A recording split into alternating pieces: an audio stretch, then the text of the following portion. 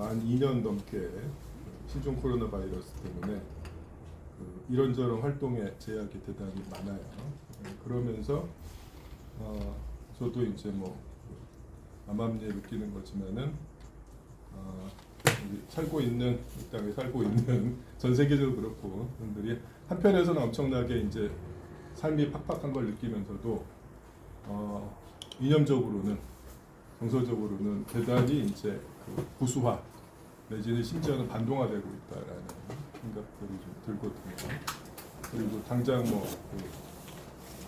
대선이 한 달도 안 남았는데 실제로 대선에서 이제 이슈가 되는 게 정말로 이제 노동자 계급 그리고 기층 민중들의 삶의 문제보다는 결국 이제 자기들 지배 계급 내부에 이제 이전 투구만 신나게 하고 있고, 근데 이제 대중들은 또 걔네들 입만 바라보고 있는 이런 상황이다라는 거예요. 그래서 이래저래 만만치는 않은데 뭐 어쩌겠습니까?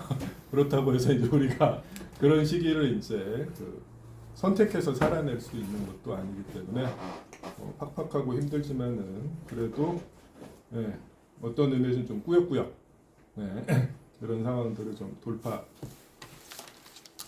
할 수밖에 없는 것 같아요. 그래서 많이 바쁘신데 귀한 시간 내서 공부를 하러 오셨는데 얼마만큼 도움이 될지 모르겠지만 같이 한번 고민들을 나눠보도록 하겠습니다.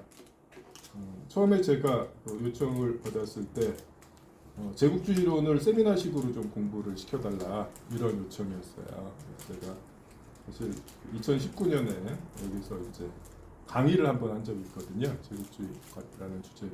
그래서 이번에는 이제 그것보다는 이제 조금 더 참여하시는 분들이 책을 미리 장만해서 좀 읽고, 그래서 이제 조금 다른 방식으로 진행이 될 거다라고 생각을 했었는데 며칠 전에 또 연락을 해보니까 안 그렇더라고요. 3년 전하고 이제 다 거의 같은 상황이더라고요. 이게 참 그래서 현장에서 활동하면서 이제 공부한다는 게 이렇게 힘들구나라는 것도 이제 다시 확인을 했는데 어쨌거나 그래서 제 욕심으로는 여러분들 이제 책 다 읽어 오신 거로 전제를 하고 직접 책도 같이 좀 발췌해서 읽어 나가면서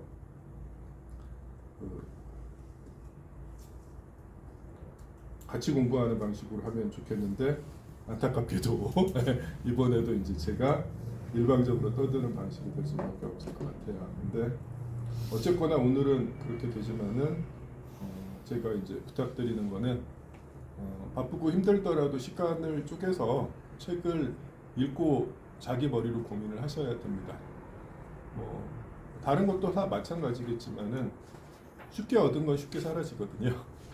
그래서 이제 저 같은 사람을 데려다가 이제 몇 시간 떠들게 해서 좀 그럴듯한 얘기가 이제 머릿속에 들어오면은 참 잘 배웠다 하시겠지만은 좀 지나다 보면 흔적도 없이 사라질 거다라는 거예요. 그래서 결국에는 힘들더라도 자기가 시간을 들여서 어렵더라도 자기 머리로 생각해서 습득한 게 오래 갑니다. 어차피 이게 우리도 장사 하루 이틀 하는 거 아니잖아요. 그래서 이제 길게 할 거면은 그만큼 이제 자기 무기가 될 수 있는 이념 사상이라는 것들을 확고하게 다질 필요가 있고, 그렇게 하려면은 다시 한번 시간을 좀 할애하셔야 된다는 제가 좀 아쉬운 마음에 되도 않게 잔소리 비슷한 얘기를 좀 했는데 일단 시작하도록 하겠습니다. 제국주의라는 주제인데 우리가 제국주의 관련해가지고 제일 익숙한, 적어도 우리한테 이제 익숙한 게 이제 레닌의 제국주의론이에요. 근데 이제 레닌의 제국주의론이 이제 어떤 맥락에서 나왔는가라는 것들을 좀 보도록 하겠습니다. 그리고 뒤에 가면은 이제 제국주의라는 규정이 오늘날에도 여전히 유효한가 이런 문제까지를 이제 볼 텐데, 일단은 아주 기본적인 역사적 배경부터 시작을 하도록 할게요. 자, 뭐 자본론을 공부하신 분들도 있고 또는 뭐 꼭 안 읽으신 분들이라고 하더라도 그 막스가 자본주의 경제에 대해서 어떤 분석을 했는지는 다 알고 계실 거예요. 자본주의 경제가 충분히 잘 성장하고 발전한 결과로 과잉생산 공황이 주기적으로 이제 몰아닥칠 수밖에 없다라는 게 이제 막스의 대단히 이제 정확하고 탁월한 자본주의에 대한 분석인데 역사적으로도 그게 이제 확인이 됐죠. 그래서 막스가 이제 그 자본론 1권에서 명시하고 있기로 1825년에 최초의 과잉생산 공황이 발발했다라고 이야기를 합니다. 그리고 이 공황이라는 것들이 일단 한번 이런 주기가 시작이 되면은 계속 반복될 수밖에 없죠. 공황이라는 게 자본주의가 발전하면서 누적시킨 과잉생산이 대단히 이제 폭력적으로 폭발하면서 해소되는 현상입니다. 그래서 이게 이제 해소가 되면은 그걸로 끝나는 게 아니라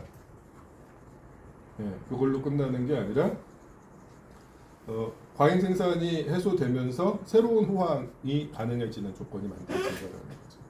근데 새로운 호황기에 다시 과잉 생산이 또 누적돼요.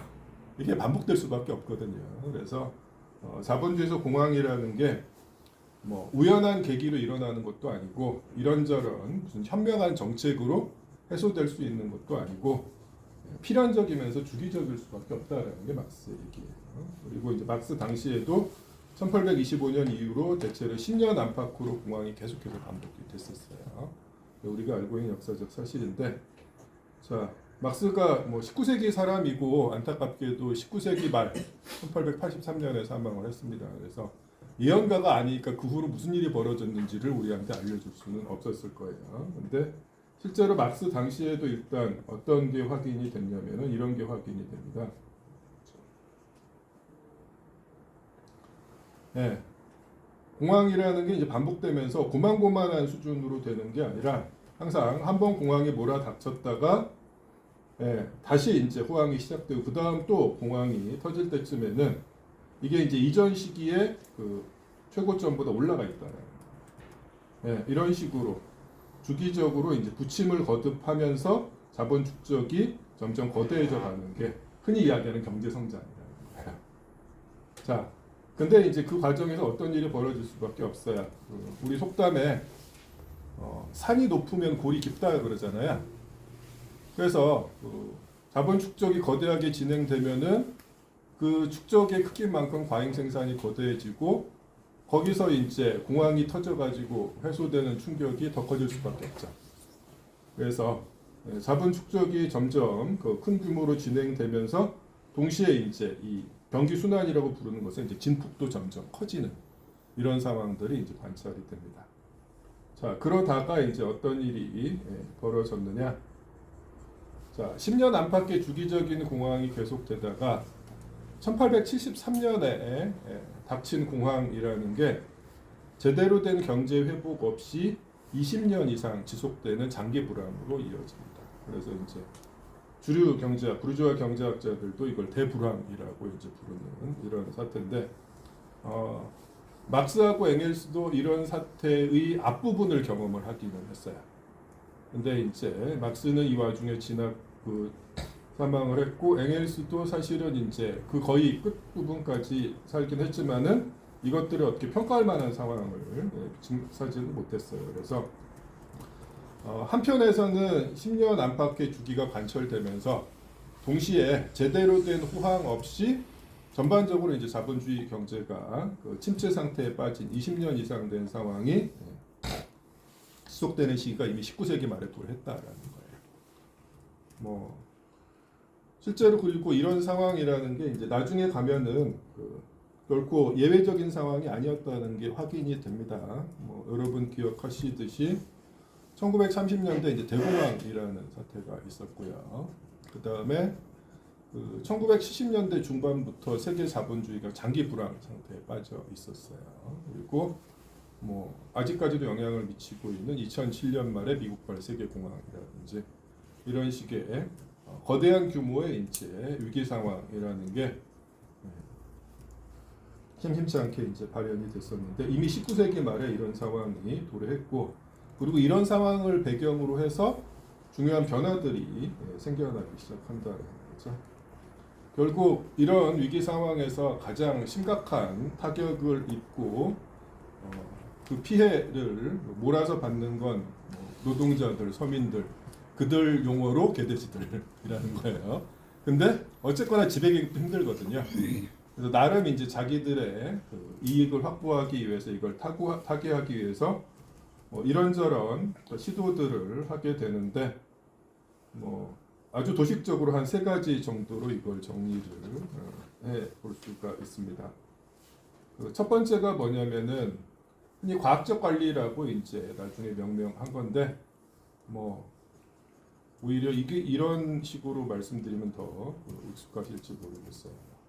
ERP라든지 아니면 현장에서 식스 시그마 어쩌고 이렇게 이야기하는 거, 리더 생산 방식이라든지 기타 등등 이런 것들의 이제 원조가 이미 이때 만들어지는 거예요.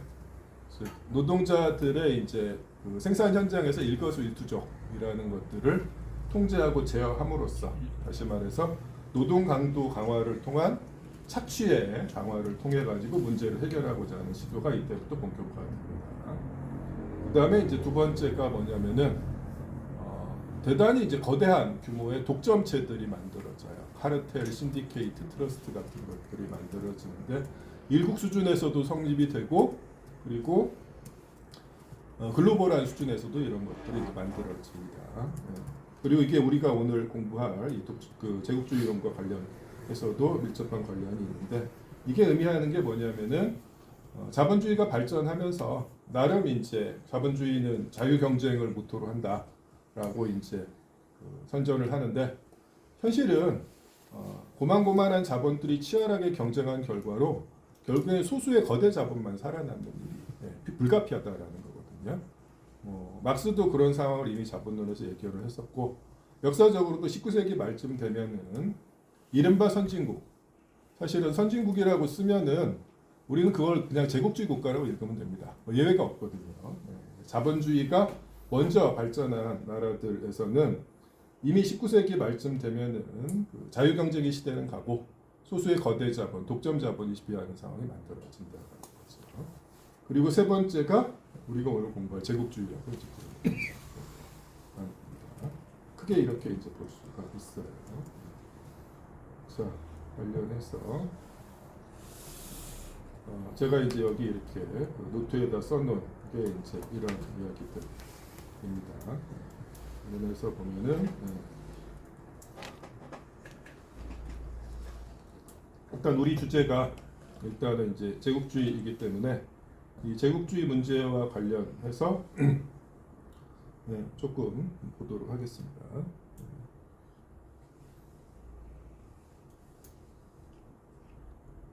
이걸 보면 자, 우리 공부하면서 나중에 확실히 하겠지만은 보통 제국주의라고 하면은 일반 상식 수준에서 이거는 어떤 그 나라를 영토적으로 지배하는 그 정치 권력까지를 노골적으로 이제 특정 국가가 장악하는 다른 나라의 것을 이런 것으로 동일시하는 경우가 많습니다. 실제로 그 주류 부르주아 학자들, 이데올로그들은 제국주의를 정확하게 이런 식으로 정의를 해버려요. 그래서 역사적으로 보면은 제2차 세계대전을 지나고 나서는 적어도 형식적으로는 거의 대부분의 식민지였던 국가들이 정치적 독립을 획득합니다. 그러니까 이제 더 이상 제국주의 시대는 유효한 것이 아니고 옛날 얘기가 됐다라는 식으로 이야기하거든요. 근데 제국주의라는 게 이제 도대체 정확하게 뭐고 이게 어떤 그 이유로 발생했는가라는 것들을 보면은 레닌이 곧 이야기해 줄 텐데 이런 식으로 이제 규정하는 게 오히려 본질을 대단히 흐리는, 은폐하는 그리고 현재도 만연하고 강구한 제국주의적 지배를 제대로 보지 못하게 하는 그런 그 규정이라는 걸 알 수가 있습니다. 그래서 일단 제국주의와 식민지에 대한 영토적 지배는 동의어가 아니다라는 사실을 우리가 확인하고 넘어갈 필요가 있습니다. 자, 이른바 제국주의 시대라고 이야기할 수 있는 게 19세기 말부터인데 그 이전에도 이른바 이제 자본주의가 일찍 발전한 유럽의 나라들이 다른 지역들을 찾아내고 공격을 하면서 그 지역들을 이제 식민지로 삼았었죠. 대표적인 선두주자가 영국이었고요. 그래서 자본주의에서 식민지의 전통적인 역할이 상품 시장과 원료 공급지로서의 역할이었어요. 그래서 자본주의는 기본적으로 과잉 생산이라는 문제에 직면할 수밖에 없는데 자국의 과잉 생산된 상품을 이제 팔아치울 시장이 이제 식민지에 만들어져야 된다는 거죠.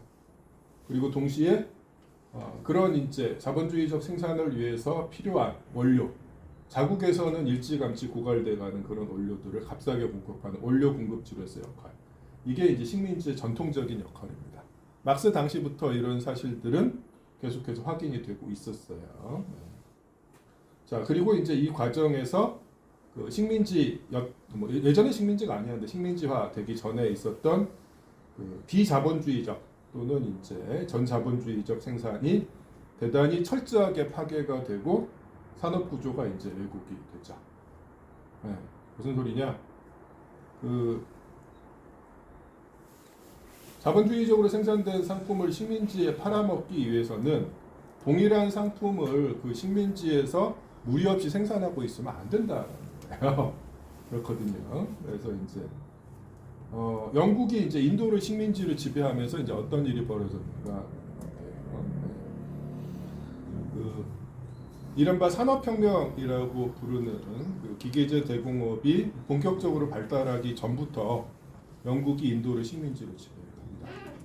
근데 그런 상황에서 초기에는 어떤 일이 벌어지냐면은 인도산 그 고급 그 직물들이 면직물들이 영국의 그 유한 계급들한테 상당한 인기를 끌었다고 해요.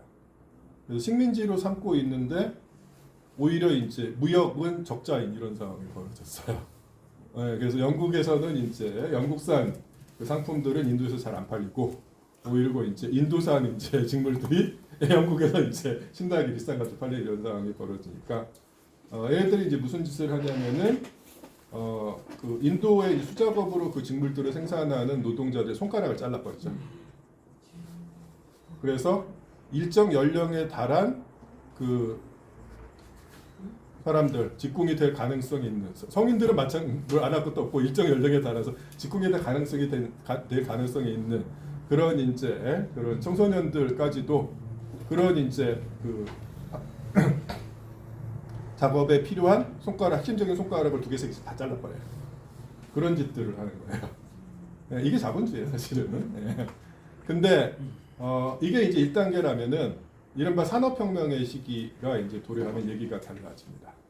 왜냐하면 이제 기계제 대공업이 본격화되면은 식민지의 이 수공업적인 방식의 생산 가지고는 도저히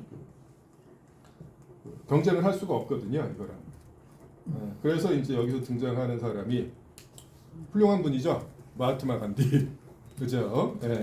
엄청나게 훌륭한 분이고 뭐 이분은 거의 이제 성자라고까지 알려져 있는 분이에요. 근데 이제 재밌는 건 이 간디라는 분이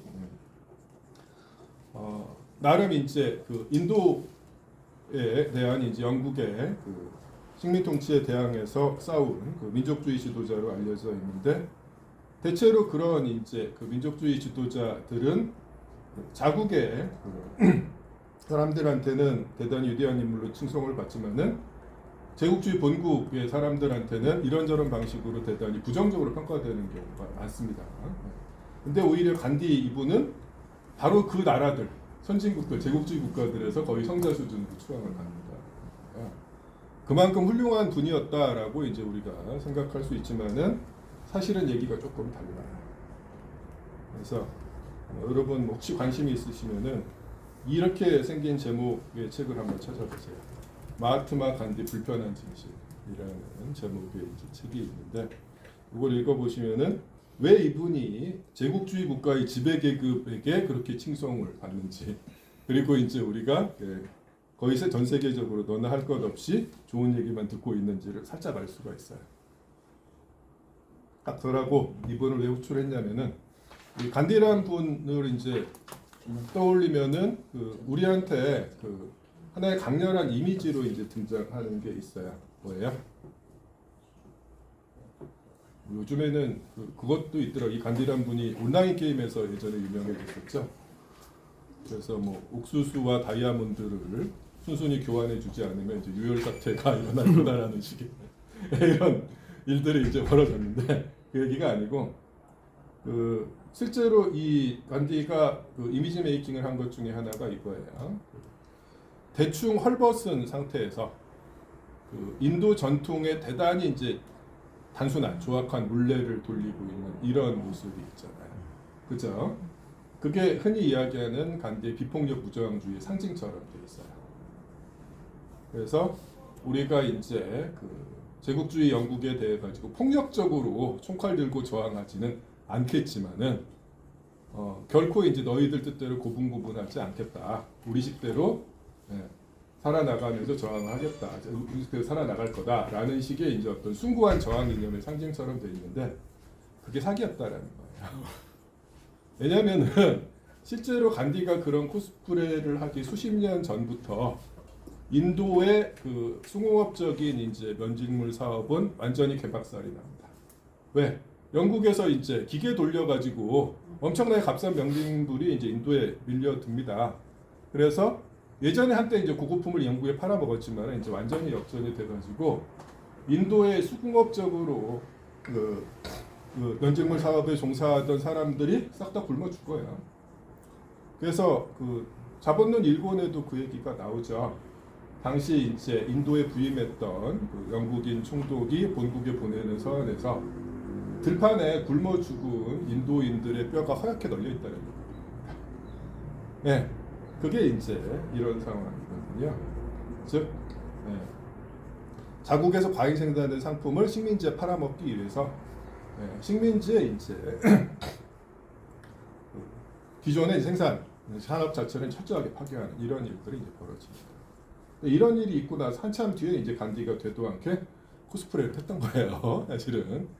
그래서 실제로 이제 이게 실질적인 의미를 가진 거다라기보다는 이제 그럴듯한 치장물이었다라는 거고, 실제로 간디의 이른바 비폭력 무저항주의라는 게 대체로 이런 방식이에요.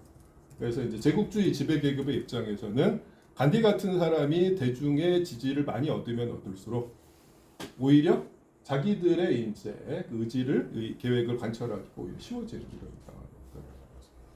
뭐 조금 더 그래서 이제 간디가 오늘날까지도 엄청난 칭송을 받고 있는 건데 더 관심이 있으신 분은 이 책을 한번 읽어보시고요. 그다음에 이제 여기에 더해서 원료 공급지로 이제 만들기 위해서 무슨 일을 하느냐?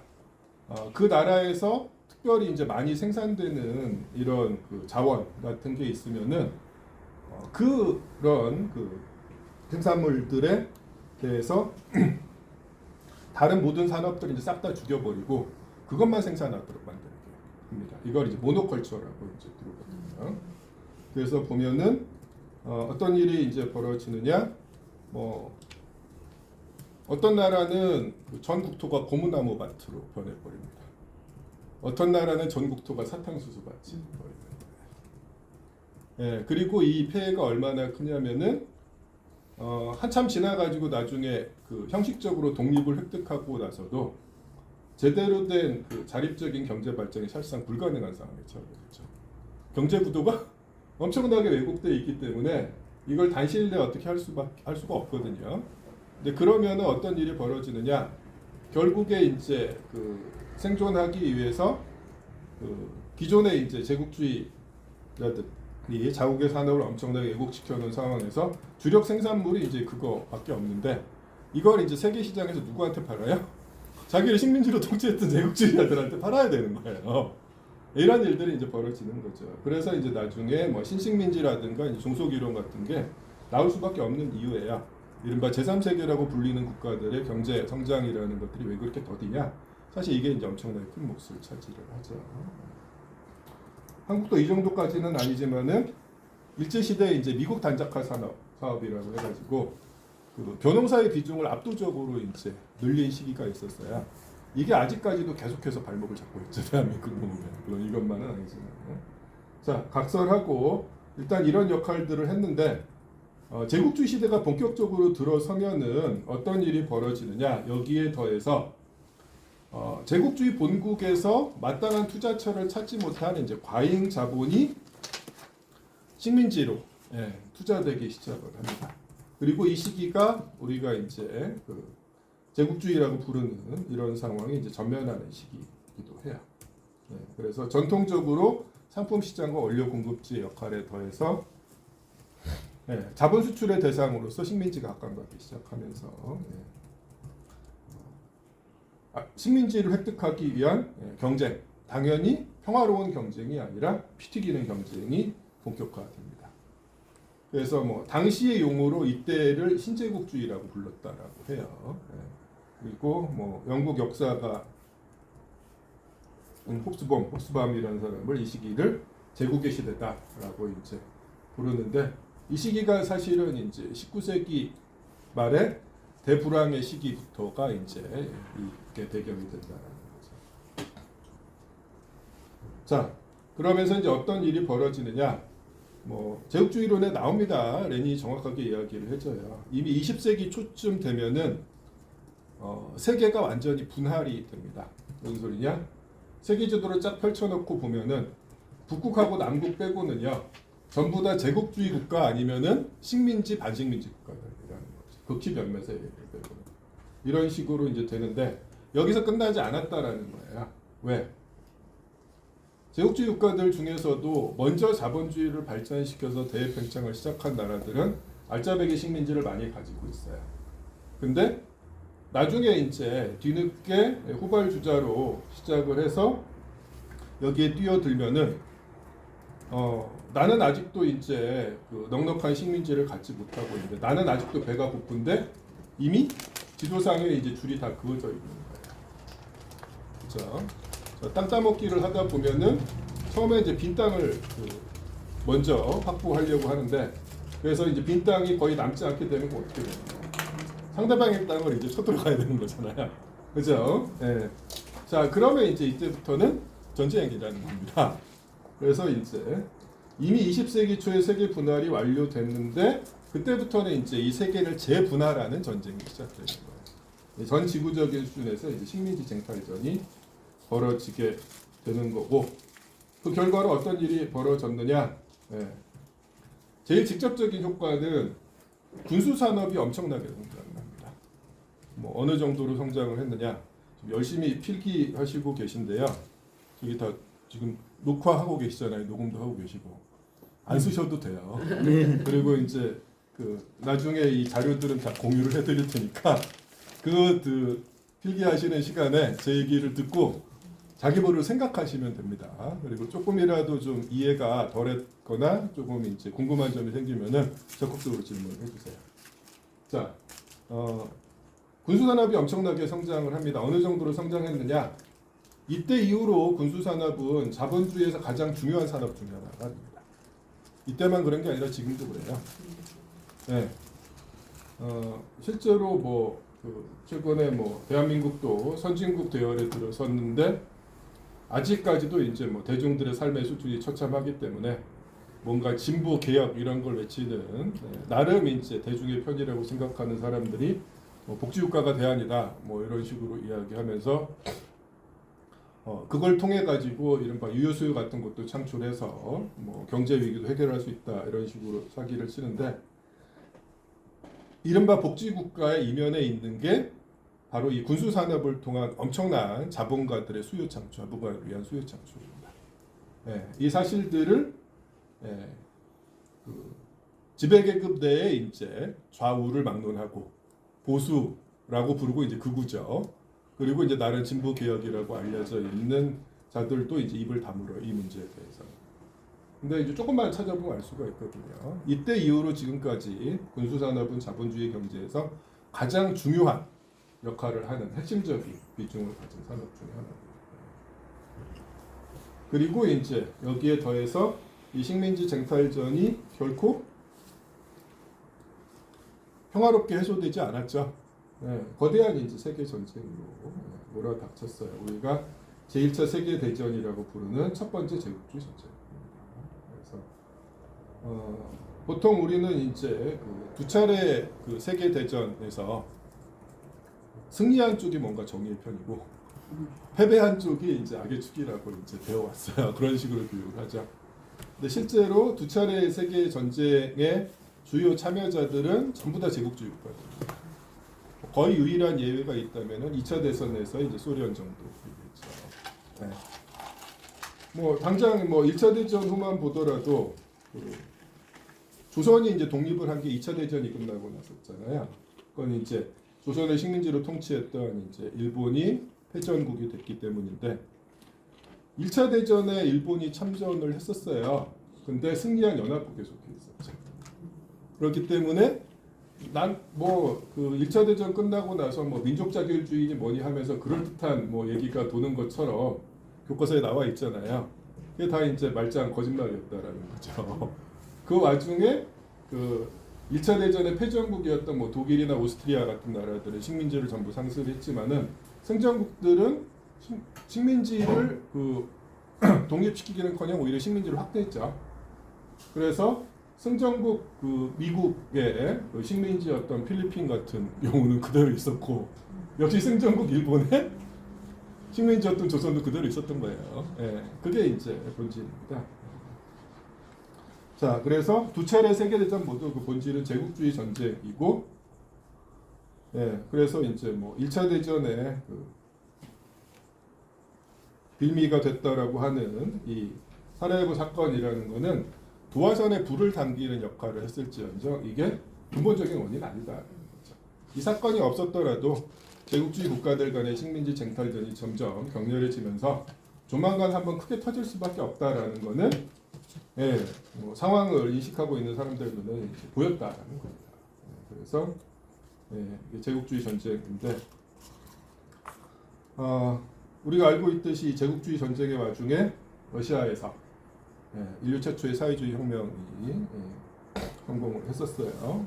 근데 이제 그 와중에 대해서 이제 집필된 게 제국주의론인데 뭐 이거는 이제 그냥 쭉 넘어갑니다. 근데 이제 관련해서 우리가 좀 알 필요가 있는 게 뭐냐면은 그 러시아가 그 최초로 사회주의 혁명을 성공시켰는데 이 혁명이 이제 처음부터 그 곳곳에서 이런저런 식의 이제 그 비판 내지는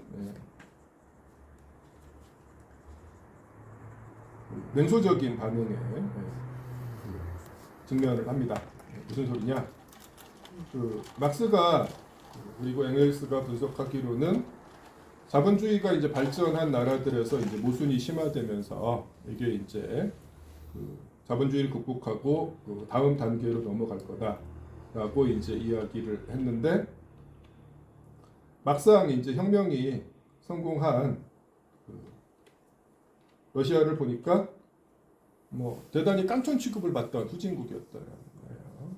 그래서 이미 이때 당시부터 그 이 러시아 혁명에 대한 공세들이 계속 공격이 있어 왔어요. 그래서 당연히 이제 뭐 지배 계급의 편에 선 자들은 원래 혁명이라는 거는 그 자본주의가 발전한 선진국에선 일어나지 않는다. 왜?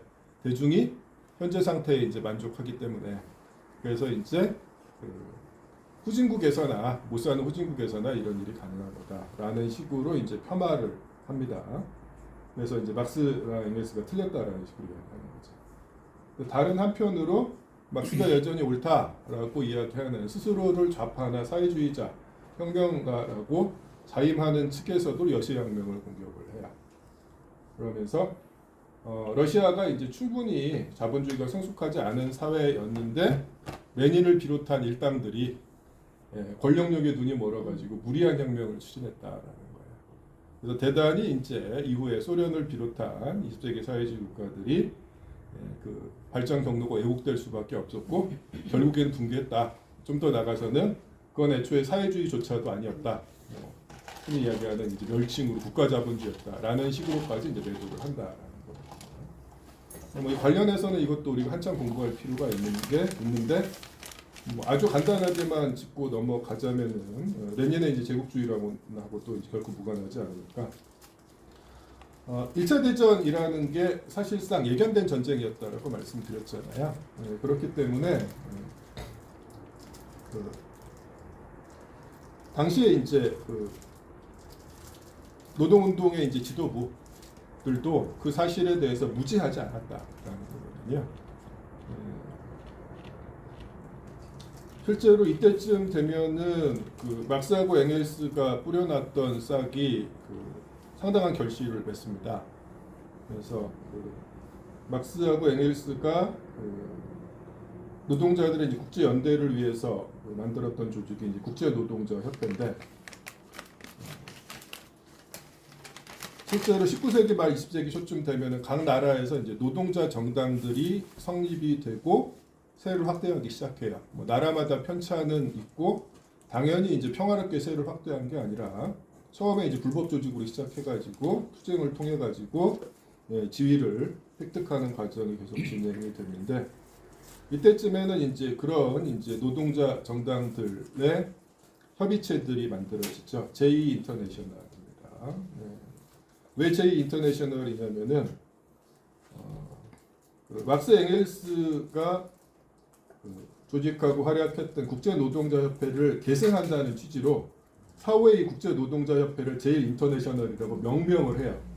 그리고 우리는 이제 그들을 계승한다라는 취지로 스스로를 제2 인터내셔널이라고 불렀던 거예요. 그리고 이 제2 인터내셔널 내부에서 딱 봐도 이제 전쟁이 임박해 보이니까 그 임박한 전쟁에 대비해서 이제 우리는 어떤 입장을 취할 거냐라는 논의가 진행이 됩니다. 그래서 1차 대전이 1914년에 발발하는데 2년 전에 1912년에 바젤이라는 곳에서 제2 인터내셔널 임시대회가 열립니다. 그리고 이제 거기서 우리는 이제 당면한 그 전쟁에 대해서 이거는 사실은 이제 이때 당시부터 이제 각국의 지배 계급이 노동자들한테 애국주의를 선동하고 있었는데 그런 전쟁이 아니라 사실은 이제 지배 계급의 이익을 위해서 노동자들끼리 서로 총뿌리를 들이게 하는 이런 이제 추악한 전쟁이다라고 명명을 하고 우리는 이제 전쟁이 발발하면 그 전쟁에 협력하면 안 되고 평화를 위해서 싸워야 한다라고 이제 천명을 해요. 올바른 원칙이었죠. 그리고 뭐 레닌을 비롯한 뭐 조금 더 원칙을 명확하게 세울 것을 요구했던 일파들은 뭐 결코 이제 전체 계류로 통과되지는 않았지만은 나중에 이제 이런 구호로 요약이 됐죠. 제국주의 전쟁을 내전으로라는 이제 구호로 요약이 되는 그런 상황이 닥쳤을 때 우리는 노동자들끼리 총뿌리를 들이대지 말고 각국에서 이제 자본주의 체제를 뒤엎는 계급 전쟁 내전으로 전환시켜야 한다. 라는 이제 원칙을 요구했다라는 겁니다. 근데 이제 문제는 어쨌거나 이제 전쟁이 터지기 전에 이제 평화 시에는 이런 올바른 원칙을 천명했는데 막상 전쟁이 터지니까 어떤 일이 벌어졌느냐? 거의 모든 지도부가 자의반 타의반으로 제국주의 전쟁에 협력을 해버렸다는 거예요. 이게 이제 대단히 깝깝한 일이고 한편에선 대단히 뼈아픈 교훈이면서 아직까지도 이제 어마어마한 그 영향을 끼치고 있는 이런 사태이기도 합니다. 그래서 이제 레닌이 카우츠키를 그렇게 또 가혹하게 비판하는 것이기도 하고요.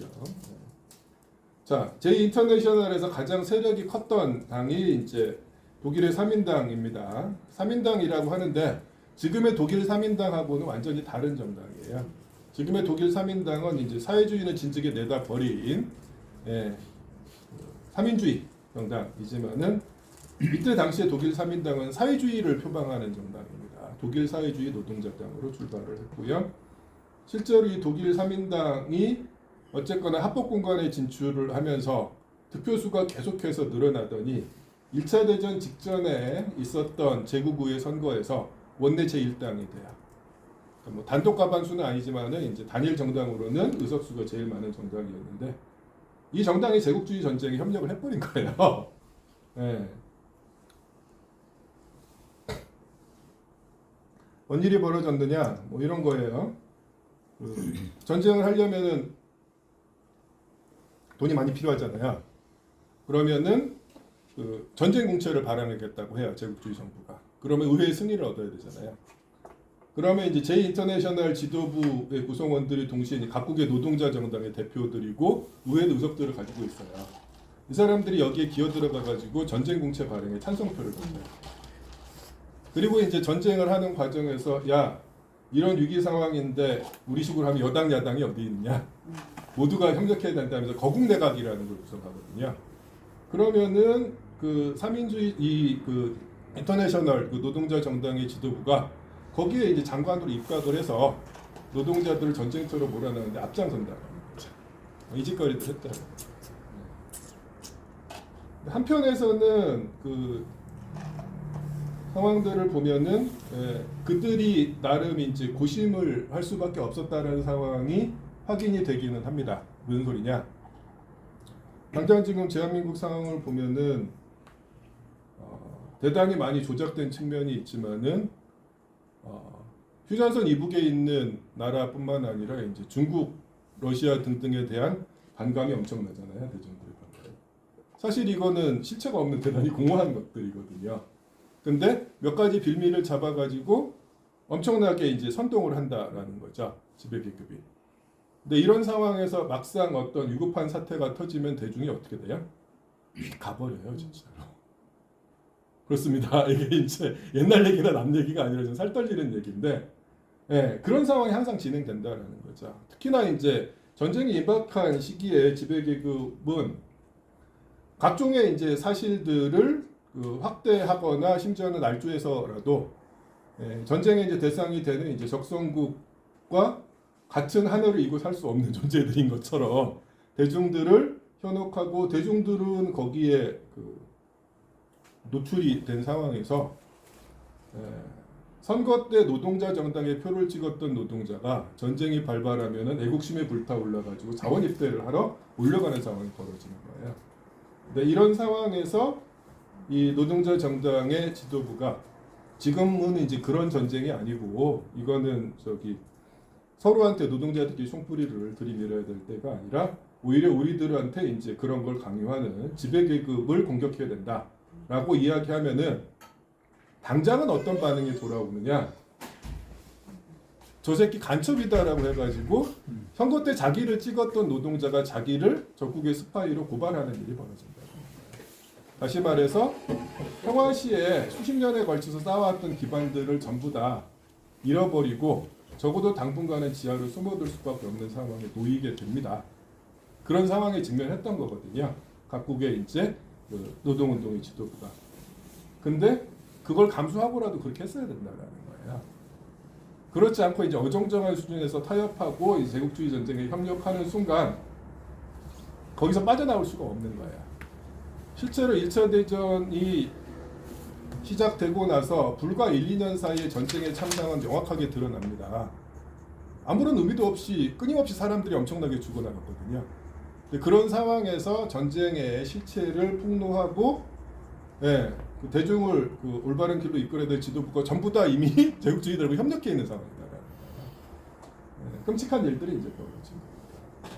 그래서 평화시의 그럴듯한 원칙을 천명하는 것과 정말로 결정적인 시기에 당장의 이제 타격을 감내하고 원칙을 지켜나가는 게 얼마나 다른지를 대단히 이제 끔찍한 대가를 치르고서 우리가 이제 확인했던 시기가 바로 이때라는 거죠. 그리고 사실은 이때 이제 제국주의 전쟁에 협력했던 바로 이 사람들이 1차 대전이 끝나고 나서 슬그머니 이제 다시 노동계급에 대한 장악력을 회복을 합니다. 실제로 그 제국주의 전쟁에 처음부터 강고하게 반대했던 세력들은 다 쓸려 나갔죠 이때. 실제로 1차 대전이 끝날 때쯤 해가지고 뭐 독일 같은 데서 이제 봉기들을 조직을 해 몇몇 곳에서. 근데 철저하게 탄압당하고 이제 죽어나갑니다. 실제로 독일 3인당 같은 경우에 이제 1차 대전이 이제 독일의 패전으로 끝나면서 자기들이 제국주의 전쟁에 협력했다는 사실을 형식적으로 대중에게 사과를 해요. 예. 그리고 나서 이미 이제 무주공산이 된 기존의 이제 지배계급은 패전국 패전의 책임을 져야 됩니까? 자기들이 이제 권력을 장악하는데 그 와중에서 이제 봉기가 일어난다라는 거야. 그래서 로자 룩셈부르크, 칼리프네크 이런 사람들이 그 소수의 노동자들하고 활동가들이 봉기를 일으키는데 그걸 잔인하게 진압한 게 바로 그 이전의 동지라고 불렀던 바로 그들이거든요. 이들이 이제 우리가 알고 있는 유럽의 좌파 정당의 시초들입니다. 그리고 삼인주의 정당, 좌파라고 알고 있는 이 정당이 이런 정당들이고, 그래서 이제 대한민국은 그리고 전 세계적으로도 이데올로기 지형이 워낙에 오른쪽으로 치우치면서 사회민주주의하고 사회주의를 구분하기 어려워지는 상황들이 벌어져요. 예. 근데 지금 사회주의라고 이제 이야기하고 있는 대부분의 세력들은 본래적인 의미의 사회주의, 즉 생산수단의 사적 소유를 철폐하고 계급 해방, 인간 해방을 목표로 하는 이런 체제가 아니라 자본주의 체제 내의 개혁이나 개량이라는 것들을 통해서 뭐 계급 타협을 통해서 이제 모두가 공존할 수 있는 사회를 만들 수 있다라고 이제 이야기하는 세력들이고, 그 출발점이 이제 2차 대전 당시 배신을 했던 제 인터내셔널의 대다수의 지도부들로부터 이제 출발을 했다라는 거죠. 그래서 뭐 영국의 노동당은 말할 것도 없고 독일의 3인당, 프랑스의 사회당 등등 전부 다 사회주의 정당이 아니라 다 3인주의 정당이라는 거죠. 예. 그래서 이제 최근에는 그런데 이제 이데올로기적 지형이 워낙에 오른쪽으로 가버리니까 사회주의라는 이름을 걸고 3인주의를 내걸고 있는데 이것조차도 이제 그구들한테는 이제 용남무탈 빨갱이들로 보이면서 이제 구별이 안 되는 거다라는 거죠. 그래서 한국에서도 나름 이제 뭐 진보 정당 내에서 조금 좌파적인, 그리고 심지어는 뭐 어쩌면 이제 여러분들이 계신 조직들 내에서도 있을 수도 있어요. 예. 뭐 사회 변혁을 얘기한다라든가 이제 사회주의를 이제 표방한다고 하는 분들이 뭐 민주적 사회주의니 뭐 이런 것들 내걸고 있기도 하는데, 실제로 그 내용들을 보면은 그 막스적인 의미의 사회주의가 아니라 사실은 이제 3인주의를 이제 사회주의라고 치장하고 있는 것이고, 사실은 그 내용을 들여다보면 사실상 이 내용들이 이제 반공주의인 경우가 됩니다. 그렇습니다. 그래서 지금은 일단 그 사회주의라는 얘기를 들었을 때 조심해야 되는 게 그 내용이 뭔데를 물어봐야 되는 상황이 됐어요. 네, 그렇습니다.